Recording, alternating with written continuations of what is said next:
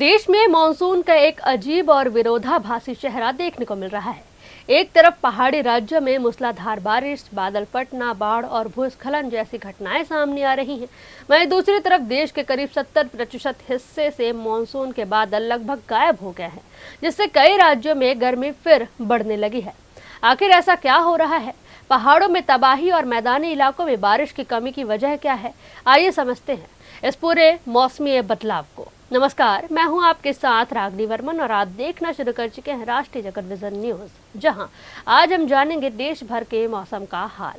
सबसे पहले बात पहाड़ी राज्यों की, जहां जम्मू कश्मीर के पहलगाम और अनंतनाग में बादल फटने के बाद अचानक बाढ़ आ गई। कई खेत बर्बाद हो गए और कई सड़कें बह गई। उत्तराखंड के विकास नगर में भारी बारिश के कारण लखवाड़ हाइड्रो इलेक्ट्रिक प्रोजेक्ट में लैंडस्लाइड हुई, जिसमें कई वाहन और मशीनें मलबे में दब गई। रुद्रप्रयाग और ऋषिकेश में लगातार बारिश के कारण मंदाकिनी और गंगा नदियों का जल स्तर तेजी से बढ़ रहा है। कई घाट पानी में डूब चुके हैं और प्रशासन ने लोगों को नदी से दूर रहने की सलाह दी है। अब तस्वीर का दूसरा पहलू। भारतीय मौसम विभाग के मुताबिक देश के लगभग 70% हिस्से से मानसून की सक्रियता कमजोर पड़ गई है।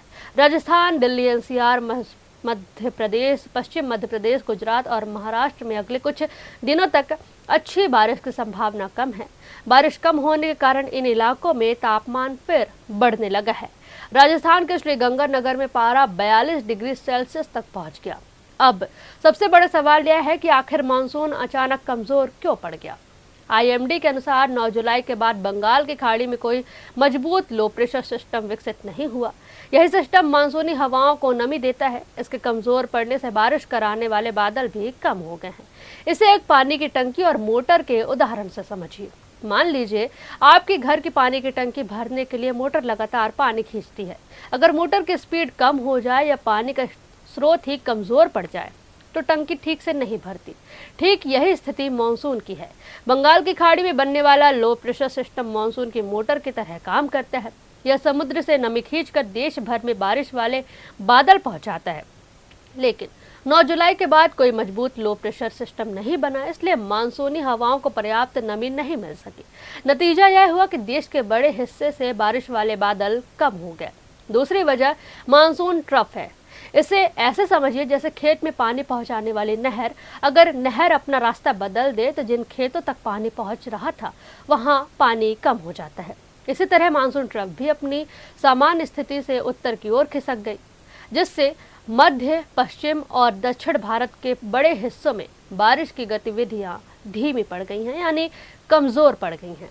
अब समझते हैं कि बादल फटना आखिर होता क्या है।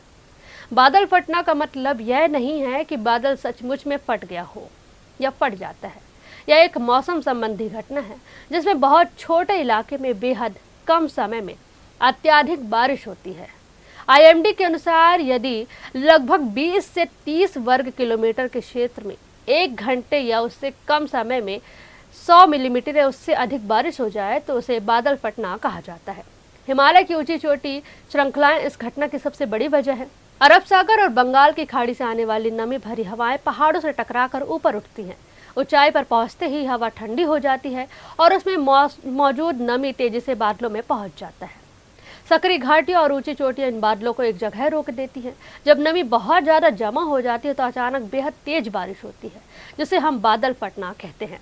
पहाड़ी इलाकों में लगातार बारिश का असर मैदानी नदियों पर भी दिखाई देता है। ऋषिकेश में गंगा का जलस्तर खतरे के निशान के करीब पहुंच गया और कई घाट जलमग्न हो गए हैं। रियासी में चिनाब नदी का जलस्तर बढ़ने के बाद सलाल डैम के कई गेट खोलने पड़े। प्रयागराज में भी गंगा का जलस्तर लगातार बढ़ रहा है, जबकि बिहार के पटना में भारी बारिश से सड़कें और अस्पताल परिसर जलमग्न हो गए हैं। कुल मिलाकर इस समय देश में मानसून 2 अलग अलग तस्वीरें दिखा रहा है। पहाड़ों में बारिश और बाढ़ का खतरा बना हुआ है, तो जबकि देश के बड़े हिस्से में मानसून की रफ्तार धीमी पड़ गई है। ऐसे में मौसम विभाग की चेतावनियों पर ध्यान देना, खासकर पहाड़ी इलाकों में यात्रा के दौरान सतर्क रहना बेहद जरूरी है। फिलहाल इस खबर में बस इतना ही। मौसम जगत की खबरों से अपडेटेड रहने के लिए हमारे चैनल को सब्सक्राइब करें और नई खबरों की नोटिफिकेशन के लिए बेल आइकॉन जरूर दबाएं। नमस्कार।